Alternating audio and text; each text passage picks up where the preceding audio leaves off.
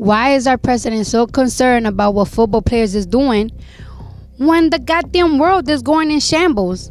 Now you got this man from North Korea that's talking about one rising rapper faced public embarrassment on a live broadcast, while another nearly found himself in a dangerous confrontation inside his own trailer. These dramatic showdowns occurred when rap's top legends decided to call out up-and-comers. Among the most infamous clashes was the tension between Nicki Minaj and Cardi B, a feud that erupted as Cardi's Bodak Yellow climbed the charts, threatening Nicki's reign as rap's leading lady. Behind the scenes, whispers grew louder. Their collaboration on Motorsport only fueled the fire, as both stars filmed their parts separately, avoiding any direct contact.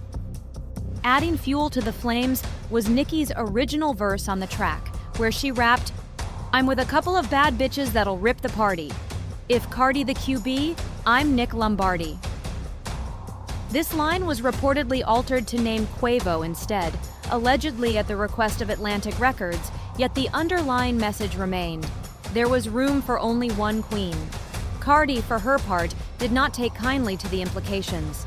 The tension reached a boiling point at the 2018 Harper's Bazaar Icons Party during New York Fashion Week. A heated argument over supposed remarks about Cardi's daughter, Culture, spiraled into a full-blown altercation. The party descended into chaos, leaving onlookers stunned. What followed was a storm of social media posts. Cardi claimed she was merely defending her role as a mother after Nicki allegedly liked comments criticizing her parenting. Nicki, however, dismissed the entire incident as shameful and unworthy of her status in the industry. Though the feud has since cooled, Cardi's comments on the possibility of them ever performing together remain telling, and the drama continues to cast a shadow over their legacy. But throwing shoes wasn't even the wildest headline from the industry that year. While many know Jay-Z as hip-hop's first billionaire, in 2018, he reminded everyone he still carries that classic Brooklyn edge from his hustling days. A viral video emerged showing Jay-Z pulling Offset aside backstage, with Beyoncé calmly watching from behind. Although the footage had no audio, the body language spoke volumes about what went down. Reportedly, tensions rose over Offset's plans to release a track called "Cheese My Beyoncé" for Cardi B. Though neither artist has ever commented publicly on the incident, the video made it clear that some heavy words were exchanged. Regardless, Offset later made it known that he still holds respect for Jay-Z, even after getting firmly checked.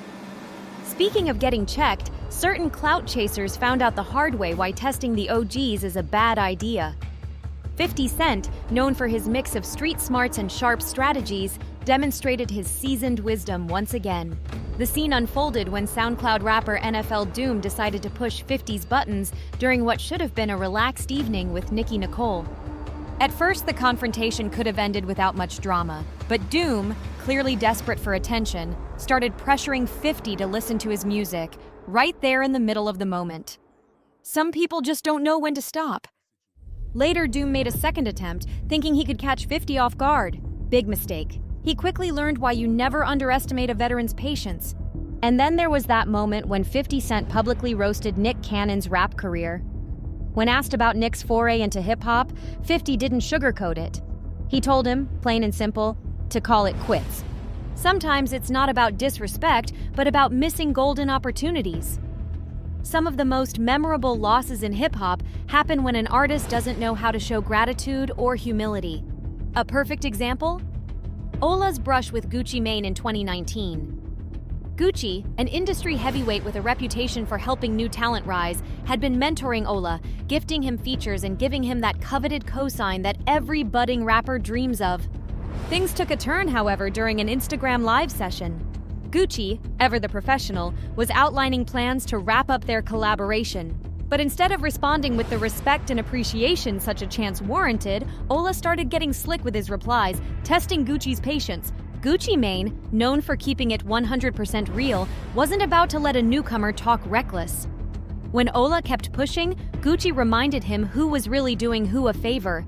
In an instant, what could have been Ola's breakthrough moment turned into a harsh lesson on respect.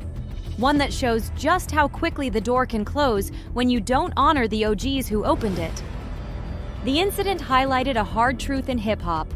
Opportunity can come knocking, but disrespect will slam the door shut, and sometimes it never reopens. While clashing with an OG is one thing, crossing boundaries involving someone's family takes it to another level. T.I. has never been shy about defending what he holds dear, especially when it comes to respect. So when Young Jock stepped out of line in a radio interview, prying into T.I.'s personal issues with Tiny, T.I. wasted no time in shutting it down. Even as Jock and the host pushed for details about a possible divorce, T.I. stayed firm, making it unmistakably clear that family matters remain private. T.I.'s role as a keeper of respect didn't end there. On another occasion, at an Atlanta nightclub, Bow Wow put himself in the crosshairs after making disrespectful comments about his ex, Ciara. During a performance, Bow Wow's remarks, claiming "I had this bee first," went viral. The video drew widespread attention, and it wasn't long before the OGs knew they needed to step in. But personal disputes seemed almost trivial when compared to one of hip-hop's most infamous feuds, Machine Gun Kelly versus Eminem. What began as a careless tweet about Eminem's daughter Haley back in 2012 escalated into one of the genre's most talked-about rivalries. MGK's comment set the stage for years of tension, with MGK later claiming that Eminem had blacklisted him from Shade 45, stifling his career. The tension reached a boiling point in 2018 when Eminem dropped his surprise album Kamikaze. The record reignited the feud, showcasing just how high the stakes could get when respect and personal boundaries are disregarded. Eminem fired back at MGK with Not Alike, a scathing track that pulled no punches. This wasn't just a warning shot, it was Eminem making it crystal clear that MGK's previous disrespect toward his daughter hadn't been forgotten. "If you want to come at me with a submachine gun, then I'm talking to you. But you already know who you are, Kelly," Eminem rapped, adding that he doesn't play around with subliminal disses. "Keep commenting on my daughter Haley and I'll respond." MGK didn't let it slide. He countered with Rap Devil, taking direct aim at Eminem's legacy and accusing him of being stuck in the past. "I know you can't stand yourself, trying to be the old you so bad you stand yourself," MGK shot back, mocking M's age and suggesting he let 50 Cent handle the beefs. With bars like, "I'll acknowledge you're the GOAT, but I'm the gunner. I got you in the scope," MGK made it clear he wasn't backing down. However, Eminem wasn't finished. He came back even harder with Kill Shot, a track widely considered to be the knockout blow in their feud. Eminem skewered MGK with lines like, "Yeah, I had enough money in 02 to burn it in front of you? Younger me? Nah, you're the whack me. I'd rather be 80-year-old me than 20-year-old you." With biting wordplay and relentless jabs, Eminem cemented his position as one of rap's sharpest lyricists, leaving MGK's challenge in the dust. "My biggest flops are your greatest hits. This is your moment. This is as big as you're gonna get, so enjoy it. I had to give you a career to destroy it." After Kill Shot dropped, MGK's bravado noticeably shifted. In later interviews, he tried to act unfazed, but the damage was already done. Eminem himself later addressed the feud in an interview, explaining why he felt the need to shut down MGK. It served as a powerful reminder that legendary status in hip-hop isn't just about past achievements. It's about proving time and again why you earned that title in the first place. Meanwhile, some rappers found out that playing fast and loose with the truth can backfire just as quickly. In 2018, rapper Yella decided to stir the pot by making bold, unsubstantiated claims about Cardi B and Offset's relationship. Using Offset's signature Ric Flair drip as a springboard, Yella dropped Cardi B Truth, insinuating there was more to his connection with Cardi than met the eye. "Watch yourself. She's on my," he hinted, and followed it up by posting old photos with Cardi, trying to imply a deeper history. "Cardi knows who the F*** showed her the ropes," he claimed. But Offset wasn't about to let anyone tarnish his family's name. He directly confronted Yella, making it clear that the disrespect wouldn't be tolerated. Cardi B herself stepped in, ensuring that the record was set straight. By 2022, Yella finally had to face the consequences of his clout-chasing behavior. In an interview, he publicly walked back his previous statements, yet another example of how chasing drama in hip-hop can lead to a very public reckoning. Some beefs start over lies, but others ignite over unpaid debts. Take YK Osiris, for instance. He quickly learned that making it in the rap game means owning up to your financial responsibilities, especially when you owe industry powerhouses. After his breakout hit Worth It propelled him to fame, Osiris ended up in a sticky situation, racking up debts to some of the biggest names in the business. The drama took center stage when Lil Baby confronted Osiris about his unpaid dues, right in the middle of a jewelry store. Lil Baby's call-out, captured on Instagram Live, left no room for excuses. Even Drake got involved, turning the young artist's $60,000 debt into a very public humbling. In a moment that became the talk of the industry, Drake had Osiris perform at his house to work off what he owed. With pressure mounting, Osiris took to social media, openly venting about how deeply his financial troubles had affected him. It was a harsh lesson in what happens when fame collides with financial mismanagement. As if that weren't enough, tour bus confrontations brought their own level of intensity. The industry often stirs up friendly rivalries that can turn into genuine tension, as seen in 2018 when Travis Scott and Tory Lanez nearly came to blows. A leaked video captured the two artists squaring up on Travis's tour bus, with Tory boldly challenging Travis to settle things then and there. The friction had been building for a while, fueled by comparisons between the two. Tory, with his aggressive attitude, wasn't backing down, but neither was Travis, an established innovator in hip-hop who had no intention of losing face. Tory Lanez later opened up about the incident in his track Hate, acknowledging how a friendly rivalry with Travis Scott almost got out of hand. Me and Travis Scott almost fought at the Mall of Luna. We both agreed shortly after that it was music. We couldn't be doing that bigger than trying to ruin it. So my apologies. Could you just forgive me for doing it? History made in New York City, we called a truce at the Tower. I only brought a couple as with me. The beef was finished as soon as we took the picture. The world was watching. With that, the tension between them officially cooled. But not every attempt at making peace ends so smoothly. Chance the Rapper learned that the hard way when he found himself on the receiving end of Kanye's frustration. During the Wyoming sessions for Donda, Chance flew in with the best intentions, checking in on Kanye after hearing reports of erratic behavior. However, instead of a friendly discussion, things escalated quickly. The two clashed in the studio, leading to a heated exchange. Chance later reflected on the encounter, admitting that Kanye's reaction was intense and difficult to shake. The moment made headlines, serving as a reminder that even good intentions can sometimes lead to unexpected conflicts in the music world. Long before today's beefs between stars like Drake and Kendrick, DMX was already setting a precedent for candid criticism. In a legendary Breakfast Club interview, DMX didn't hold back when discussing Drake's role in the industry, cementing his reputation as someone unafraid to speak his mind, no matter who was listening. In a sense, DMX's sharp criticism set a precedent for future Drake detractors, paving the way for Kendrick Lamar to deliver his now famous bars. It's always been about love and hate. Now let me say I'm the biggest hater. I hate the way that you walk, the way that you talk. I hate the way that you dress. I hate the way that you sneak diss. If I catch flight, it's gonna be direct. Drake has faced plenty of criticism over the years, but DMX's remarks carried a different weight. Coming from a figure as respected as X, the sting hit deeper. Still, not all beefs remain in the booth. Some spill into the streets. Take the feud between Lil Uzi Vert and Rich the Kid, which started over label drama. While Rich was flaunting his Rich Forever brand, Uzi was navigating his own label issues. Initially, it was a back and forth on social media. Rich made jabs during a radio interview, prompting Uzi's subtle response, a crab emoji. The tension mounted when Rich dropped Dead Friends, directly taking aim at Uzi. Teach you how to be a boss. Top dropped off. The fame done came to the vault. All them dead friends, you a middleman, you a little man, your money getting shorter.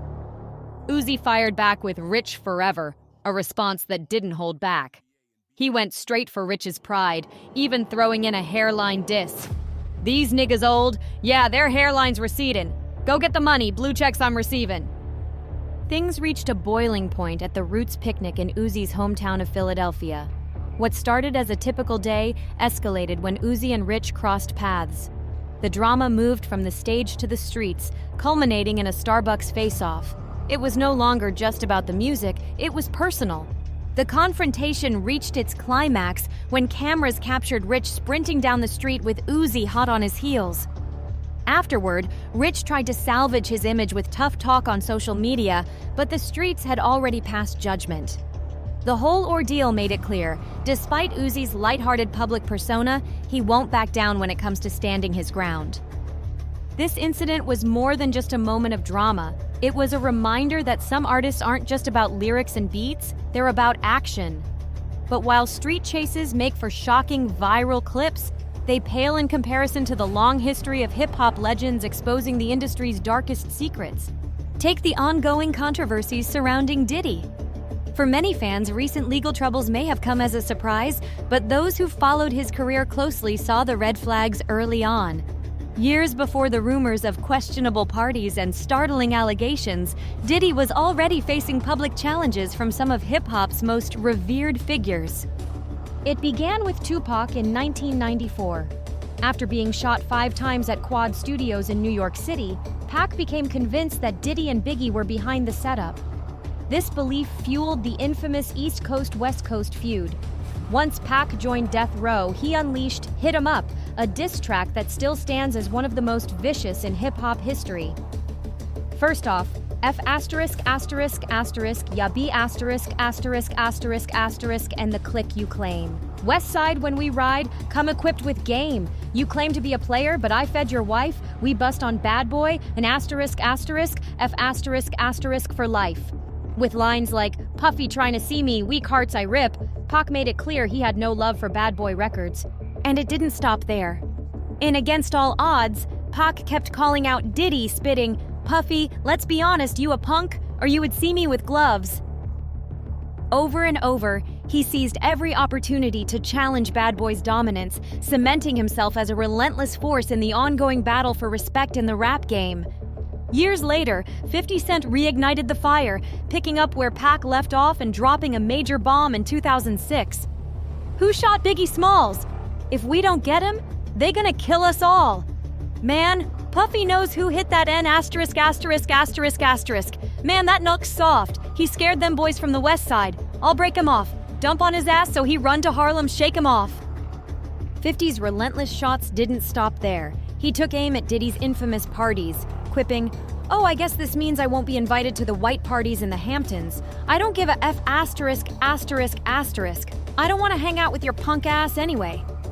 Through interviews and verses, 50 kept pressing the issue, painting a picture of someone who wasn't afraid to say what others only whispered. Eminem, too, has a long history of calling out Diddy, going all the way back to 2000.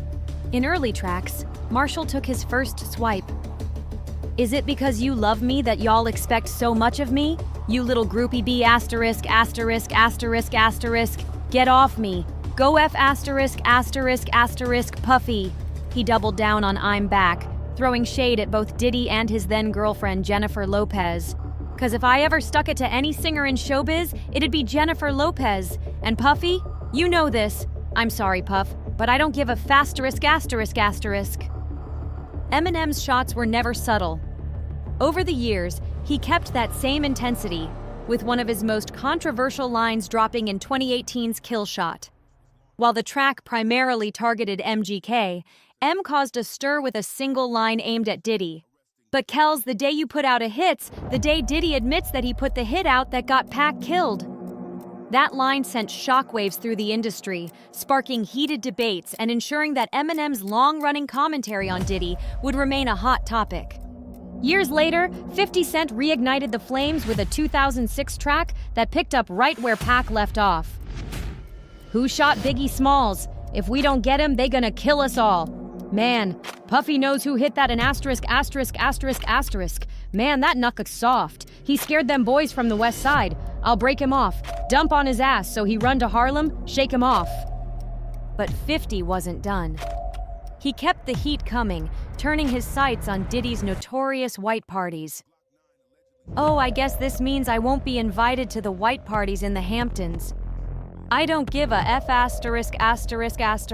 I don't want to hang out with your punk ass anyway, he jabbed. It was classic 50. relentless, unfiltered, and unafraid to put his rivals on blast. Eminem, too, had a history of calling out Diddy that stretched back to 2000. On his earlier tracks, he didn't mince words. Is it because you love me that y'all expect so much of me? You little groupie B asterisk asterisk asterisk asterisk, get off me! Go F asterisk asterisk asterisk Puffy! And he doubled down on I'm back, taking aim at Diddy and his then-girlfriend Jennifer Lopez. 'Cause if I ever stuck it to any singer in showbiz, it'd be Jennifer Lopez. And Puffy, you know this. I'm sorry, Puff, but I don't give a F asterisk asterisk asterisk. Over the years, Eminem maintained that same intensity, and in 2018's Kill Shot, he dropped a line that shocked the entire industry. But Kells, the day you put out a hit's the day Diddy admits that he put the hit out that got Pac killed. The line reverberated through hip-hop, fueling debates and solidifying Eminem's long-standing reputation as an artist who never shied away from speaking his mind.